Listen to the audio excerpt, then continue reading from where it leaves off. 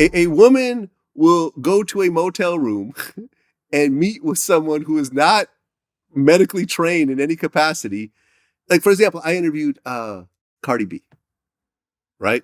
Early in her career, like before Bodak Yellow came out.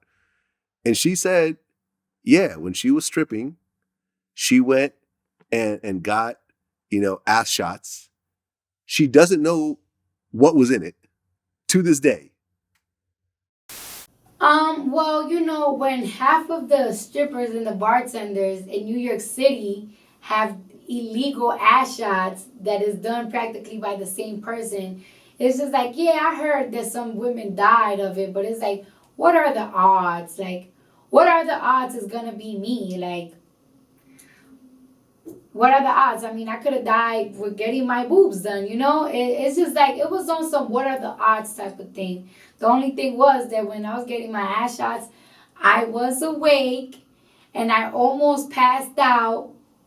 Like, I was like, I feel like I'm about to faint. Like, I was telling the lady and she's like, well, you only have one ass cheek done. So she gave me some milk and some cookies and then we just continued the procedure. And it's like, when I finished, this ass was fatter.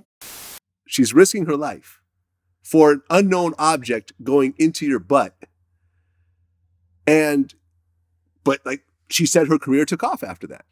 She said her BBL gave her life. Like, women are doing this illegally and they've been doing it illegally. How many stories have you heard of girls going to DR because plastic surgery is cheaper over there? Right. And a lot of times the doctors are doctors that have lost their licenses in America that go over there, they get this full mommy makeover, whatever, for, a fraction of the cost that Dr. Miami charges. And then they go and die a couple of days later. Right. It happens all that we've reported on it. But it happens in Beverly Hills too. Not to the same extent as when you There's go. More doctors being sued for breast augmentation than all the rest of them. Well, I mean, listen, Kanye's mom, that's how she died. Yeah. Kanye's mom wanted to get a bunch of lipo and plastic surgery. A bunch of doctors told her that she is not healthy enough. I think she had like diabetes. She was very overweight.